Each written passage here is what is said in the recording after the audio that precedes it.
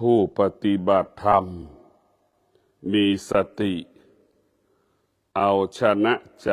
ตนเองผู้ที่ปฏิบัติธรรมมีสติเอาชนะอารมณ์ของตนเองผู้ที่ปฏิบัติธรรมมีสติข่มจิตข่มใจมิให้จิตไปตามกระแสอารมณ์สติจะทำให้เรานั้นชนะอารมณ์ของตนเองเมื่อเรามีสติเราก็จะรู้ที่ตามันเห็นรูปเราก็จะไม่ตอบสนองหรือว่าเราชนะมันหูสัมผัสกับเสียงเรามีสติไม่ตอบสนองไม่ต้อนรับเสียงนั้นเราก็ชนะมันเช่นเดียวกับลิ้นสัมผัสกับรสชาติอาหาร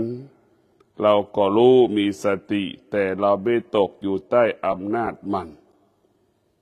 นี่เราเรียกว่าเราชนะมันเราต้องชนะอายตนะทุกวันนี้เราพ่ายแพ้อายตนะทั้งสิ้นเราตกอยู่ใต้อำนาจอายตนะทั้งสิ้นอายตนะนี่รวมกันแล้วมันจึงเป็นบ่อเกิดของกิเลสอายตนะมันรวมกันมันจึงเป็นสิ่งที่กีดขวางกั้นการปฏิบัติธรรมของเราอายตนะคือเจ้าปัญหามันเหมือนไม้ท่องสูงใหญ่ๆขวางถนนมิให้เราข้ามไปสู่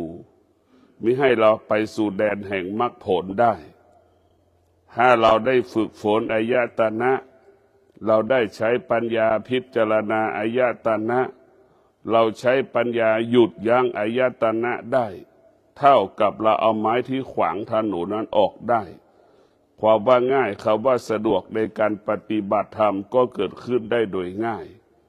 เพราะฉะนั้นอายตนะเปรียบเสมือนท่อนซุงไม้ใหญ่ๆที่ขวางถนนเราไม่สามารถโยกย้ายมันได้อายตนะก็เป็นเช่นนั้นหากเราขาดสติหากเราขาดความอดทนหากเราขาดวิริยะภาคเพียรเราก็ไม่ชนะเราก็ไม่สามารถเอาชนะอายตนะได้ทุกวันนี้เราตกอยู่ใต้อำนาจอายตนะทุกคนผู้ที่ไม่ปฏิบัติธรรมก็ตกอยู่ใต้อำนาจอายตนะผู้ที่ปฏิบัติธรรมก็ตกอยู่ใต้อำนาจอายตนะอายตนะนี่เป็นสิ่งสำคัญสุขก็อยู่ที่อายตนะทุกข์ก็อยู่ที่อายตนะปัญหาสารพัดปัญหาก็อยู่ที่อายตนะทั้งสิ้นเพราะฉะนั้นพวกเราต้องกลับมาพิจารณาให้ความสำคัญกับอายตนะก็คือตาหูจมูกลิ้นกายใจของเราเมื่อเรารู้เรื่องอายตนะแล้วเราจะเป็นต้องฝึกฝนอายตนะของเราเช่นตามันจะเกิดความสุขก็ได้ที่ตาแล้วมันจะเกิดความทุกข์ก็ได้ที่ตาเมื่อเรารู้แล้วว่าสุขก็ดีทุกข์ก็ดีเกิดขึ้นที่ตาเมื่อเรารู้แล้วสุขทุกข์เกิดขึ้นแล้วมันเปลี่ยนแปลงเมื่อตามันสัมผัสกับรูปใดๆเรามีสติแล้วเรารู้แล้วเราจะไม่ตอบสนองสิ่งที่ตามันรู้เราจะไม่ตอบสนองสิ่งที่ตามันรู้เราจะไม่ตอบสนองที่ตามันรู้แต่เรารู้แต่เราอยู่เหนือสิ่งที่ตามันรู้ก็คือเราชนะนี่คือการชนะของมันเราต้องพิจารณาอยู่ตลอดเวลาเราต้องมีสติอยู่ตลอดเวลาเรียกว่าสติกำกับตาสติกำกับหูสติกำกับลิ้นสติกำกับกายกำกับจมูกกำกับใจเราต้องมีสติไปกำกับเราจะไม่ให้เราไปยึดติดสิ่งที่อายตนะสัมผัสรู้สึกเราจะต้องอยู่เหนือ สิ่งที่อายตนะสัมผัสรู้สึกนั่นแหละเราชนะทุกอย่างการปฏิบัติธรรมก็ง่ายการประพฤติธรรมก็ง่ายการอ่านหนังสืออ่านธรรมก็ง่ายการจะได้บรรลุธรรมก็ง่ายมันเป็นหนทางเส้นทางเส้นหนึ่ง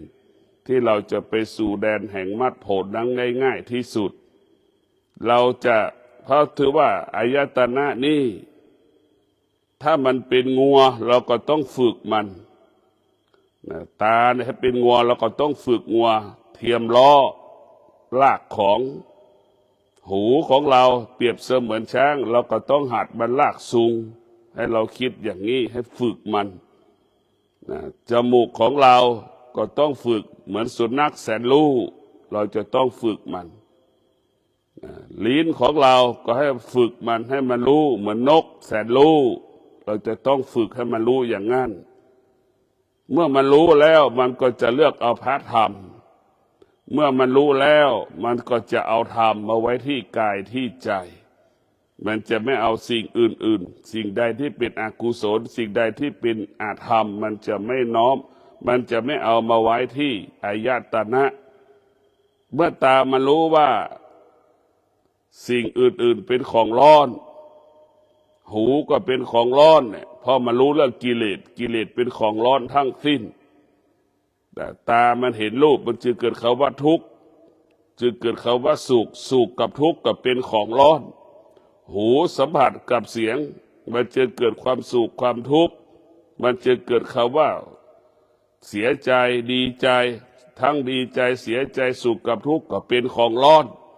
มันก็เกิดอาการอย่างนี้ตกอยู่ใต้อำนาจอย่างนี้เช่นเดียวกับจมูกสัมผัสกับกลิ่นมันก็เกิดอาการสำแดงอาการสุขกับทุกข์สุขกับทุกข์ก็เป็นของร้อนกายเราก็เช่นเดียวกันสัมผัสถูกต้องวัตถุสิ่งของต่างๆจะร้อนจะหนาวจะเย็นมันก็รู้สึกว่าพอใจไม่พอใจสุขทุกข์มันก็เป็นของร้อนทั้งสิ้นเมื่อเรารู้อย่างนี้แล้วเราก็จะละสิ่งที่มันเป็นของร้อนทั้งสิ้นเมื่อเรารู้และเราก็ละสิ่งที่เรารู้ละที่ไหนตาเห็นรูปก็ละหูสัมผัสกับเสียงก็ละจมูกสัมผัสกับกลิ่นเราก็ละกายกับใจสัมผัสถูกต้องสิ่งต่างๆธรรมารมณ์ทั้งหลายเราก็ละคือเราไม่ตอบสนองมันให้เรารู้เฉยๆให้รู้เมื่อเรารู้สภาวะจิตเราก็สงบเมื่อเรารู้จิตเราก็มั่นคงเมื่อเรารู้จิตเรานั้นงอกงามตลอดกาลเวลาเพราะฉะนั้นเราฝึกจิตเพื่อให้จิตของเราชนะฝึกจิตให้จิตเราชนะอายตนะของเราอายตนะของเราเป็นบ่อเกิดเป็นบ่อเกิดแห่งสุขกับทุกข์เราต้องฝึกจิตของเราให้อยู่เหนืออายตนะให้จิตบรรลุเรียกว่าสติไปฝึกจิตเห็นรูปก็จิตนั้นก็จะไปปิดประตูหน้าต่างให้ไปปิดเสียเราก็ไม่ต้อนรับมันหูสัมผัสกับเสียงเราก็ไปปิดประตูหน้าต่างเสียจมูกสัมผัสกับกลิ่นจิตมันก็ไปปิดประตูหน้าต่างเสียกายกับใจเราสัมผัสถูกต้องก็ไปปิดประตูหน้าต่างเมื่อเรารู้สิ่งที่เรารู้ก็ไม่สามารถเข้ามาสู่กายกับใจเราได้ถ้าเราขาดสติเมื่อไหร่สิ่งที่เรารู้จะมาอยู่ที่กายที่ใจของเราสิ่งที่ไปอยู่ที่กายที่ใจก็คือสิ่งที่เราชอบใจและสิ่งที่ไม่ชอบใจมันจะเกิดขึ้นกับกายกับใจเราตลอดเวลาทุกชั่วโมงสุขทุกข์ก็เกิดขึ้นที่กายที่ใจเราทุกชั่วโมงจะพอใจไม่พอใจนี่มันเกิดขึ้นทุกชั่วโมงนี่แหละสิ่งเหล่านี้เมื่อเราขาดสติสิ่งเหล่านี้มันก็ปรากฏอยู่ตลอดเวลาเราจะต้องเอาสุขเอาทุกข์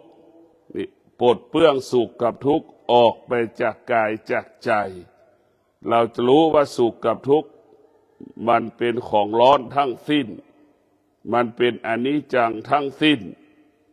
เรียกว่ามันเป็นอนิจจังเป็นทุกขังเป็นอนัตตาเป็นสิ่งที่เราควบคุมไม่ได้ เมื่อเราควบคุมไม่ได้แล้ว เราก็จะทำให้เรานั่นเป็นทุกข์เราฝึกจิตฝึกฝนจิตให้จิตของเรานั้นสงบให้กายของเรานั้นสงบเมื่อจิตสงบกายสงบก็ความสุขมันก็เกิดทุกวันนี้กายของเราเป็นทุกข์จิตของเราเป็นทุกข์เพราะจิตกับกายมันขัดแย้งกันมันเกิดความขัดแย้งเมื่อมันเกิดความขัดแย้งมันจะเกิดความทุกข์มันไม่เป็นเอกภาพเพราะฉะนั้นการฝึกจิตก็ให้จิตอยู่กับกายให้กายอยู่กับจิตให้จิตอาศัยกายให้จิตอาศัยกายชีวิตของเรามันเหลือน้อยแล้วถ้าเราประมาทก็จะทำให้เรานั้นลำบากกายลำบากใจชีวิตของเราการเกิดมาของเรานั้นก็เปรียบเสมือนท่อนไม้ที่จุดไฟมันก็ไหม้มาทุกวันทุกวันทุกวันความเสื่อมมันก็เกิดขึ้นทุกวันทุกวันความแก่ความเจ็บความตายก็ปรากฏขึ้นกับชีวิตเราทุกวันทุกวันเรียกว่าชีวิตเราเหลือน้อยมันอยู่ได้ไม่นานแล้วมันจะจากโลกนี้ไปขณะที่เรามีชีวิตอยู่ขณะที่เรามีลมหายใจอยู่เราต้องมีสติบำเพ็ญเพียรทำความดีโดยกายวาจาใจของเราทำความดีด้วยกายวาจาใจของเราขณะที่เรามีสติก่อนที่จะแก่ก่อนที่มันจะเจ็บก่อนที่มันจะตายระหว่างที่มันจะแก่จะเจ็บจะตายเราต้องมีสติบำเพ็ญเพียรทำความดีด้วยกายวาจาใจเราให้เป็นปกติเราต้องฝึกฝนอบรมจิตใจของเราให้จิตใจของเรานะมั่นคงเห็นให้จิตเราพิจให้เกิดปัญญาให้จิตเราเห็นธรรมให้จิตเราน้อมนำเอาธรรมมาไว้ที่กายที่ใจให้ธรรมเราเป็นแสงสว่างให้กับจิตเราให้จิตเราเห็นธรรมว่าไม่มีสิ่งใดที่อยู่เหนือธรรมมีแต่ธรรมเท่านั้นอยู่เหนือสิ่งในโลกใบนี้โลกใบนี้ธรรมยิ่งใหญ่สิ่งที่ยิ่งใหญ่ก็คือธรรมของพระพุทธเจ้าก็คือปัญญาก็คือรู้ความจริงว่าธรรมชาติมันเปลี่ยนแปลงร่างกายของเราก็เป็นธรรมชาติมันเปลี่ยนแปลงมันเกิดดับตลอดเวลามันเกิดแปรปรวนตลอดเวลามันแปรสภาพไปตามกาลเวลาให้เรารู้ปัญญาให้เรารู้เรื่องธรรมชาติปัญญาให้เรารู้แล้วให้เราอยู่เหนือธรรมชาติแก่ก็เป็นธรรมชาติเจ็บก็เป็นธรรมชาติตายก็เป็นธรรมชาติเมื่อแก่เจ็บตายปรากฏกับเราสิ่งเหล่านี้ไม่สามารถทำให้จิตเราสะเทือนและหวั่นไหวได้เราฝึกจิตเพื่อให้จิตเราอยู่เหนือเกิดแก่เจ็บตายไม่มีค่าเกิดไม่มีค่าแก่ไม่มีค่าตายไม่มีค่าสำหรับผู้ที่ฝึกจิตหรือดวงจิตที่เกิดปัญญาจะอยู่เหนือคำว่าเกิดแก่เจ็บตายคนที่ขาดปัญญาเกิดแก่เจ็บตายมีค่าเมื่อสิ่งใดที่มันมีค่าสิ่งนั้นทำให้เราเป็นทุกข์สิ่งใดที่เราไม่ให้ค่าสิ่งนั้นก็ทำให้จิตเราสงบให้ใจเราสงบจึงฝากให้พวกเราได้พิจารณาว่าธรรมะของพระพุทธเจ้าเป็นสิ่งอันประเสริฐเป็นสิ่งล้ำเลิศพวกเราทั้งหลายที่มีสติฝึกฝนจิตพิจารณากายของเรานี่แหละเป็นสิ่งที่กายของเราเป็นที่อยู่ของพระธรรมกายของเราเป็นบ่อเกิดแห่งธรรมกายของเราได้เป็นบ่อเกิดแห่งธรรมเราจะต้องรู้จัดการกายของเราต้องเป็นสมบัติของพระธรรมทุกวันนี้กายของเราเป็นสมบัติของกิเลสจะเป็นเจ้าของกายของเราจะต้องขับไล่กิเลสออกจากกายเราต้องขับไล่กิเลสออกจากใจของเรามันไปยึดทุกอย่างกิเลสมันไปยึดกายยึดใจเราหมดเราจะสวดมนต์มันก็ไม่ให้เราสวดแม้เราจะทำความดีก็ไม่ให้เราทำไม่ให้เราขัดแย้งกับคนในรอบข้างตัวเราทำให้เราอึดอัดทำให้เราหงุดหงิดสิ่งเหล่านี้นั่นแหละคือเรียกว่ามันทำให้เราเป็นทุกข์จึงฝากให้พวกเราได้มีสติพิจารณาว่าร่างกายของเรานั้นหยุดมันจะหยุดได้มันจะทนได้ต้องมีสติ แต่ร่างกายเราจะต้องฝึกให้มันมั่นคงเหมือนก้อนหินจิตเราก็ให้มาฝึกให้มั่นคงดังก้อนหินฝนจะตกไม่มีค่าร้อนก็ไม่มีค่าหนาวก็ไม่มีค่านี่แหละเราว่าเราฝึกจิตให้อยู่เหนือสิ่งที่มันมีอยู่ในโลกใบนี้ร้อนไม่มีค่าหนาวไม่มีค่าฝนตกไม่มีค่าสำหรับผู้ที่ฝึกจิตผู้ที่ฝึกจิตจะอยู่เหนือ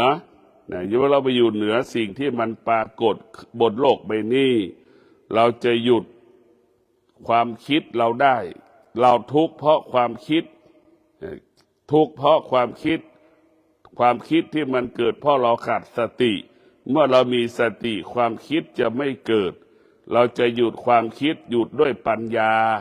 หรือเราจะหยุดความคิดด้วยสติ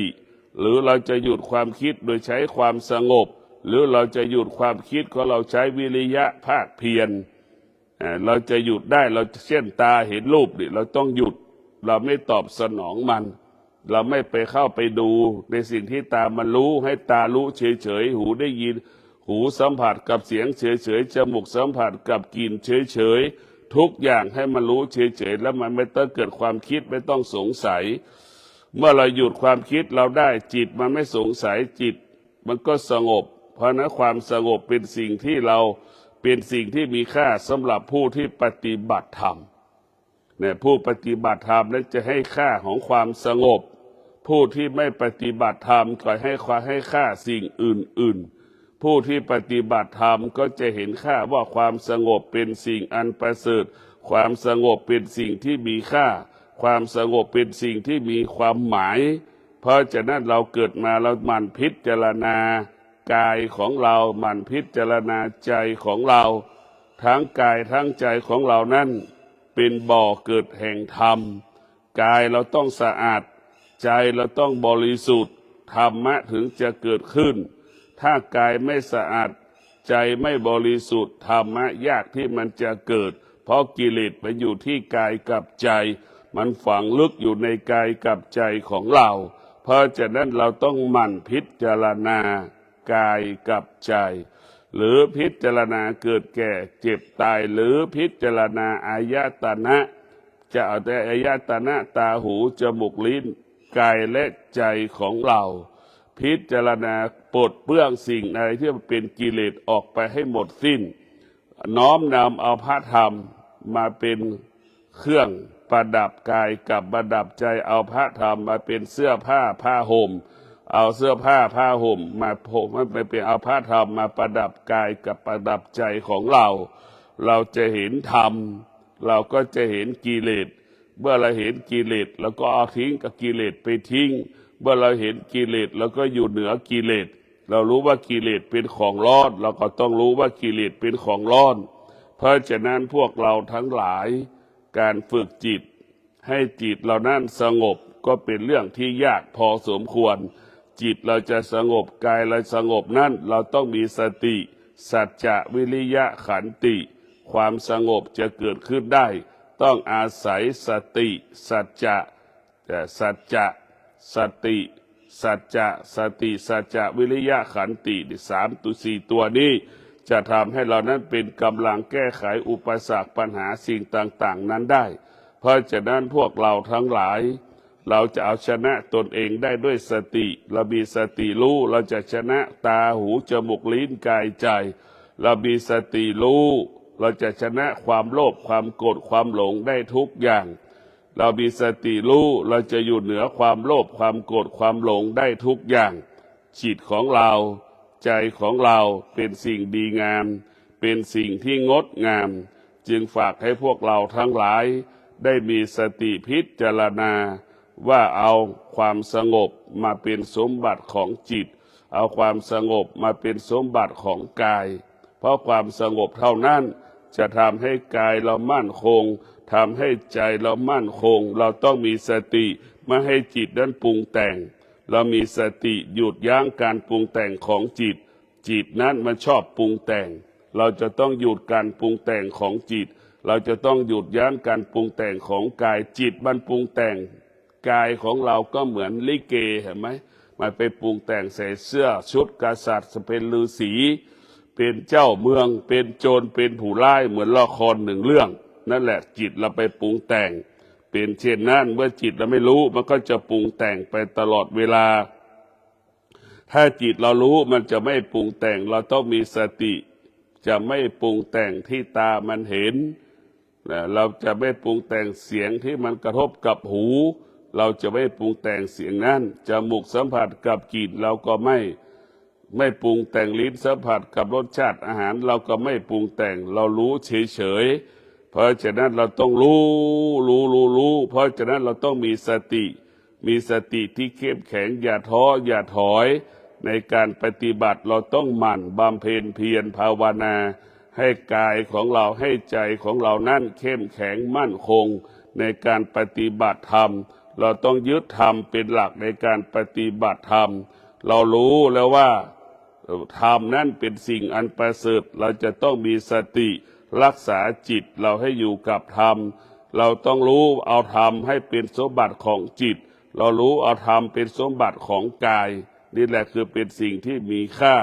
เรารู้ว่าจิตสงบมากเท่าไหร่ความสุขก็มีความสุขมากเท่านั้นสุขกับความสงบเป็นคู่กัน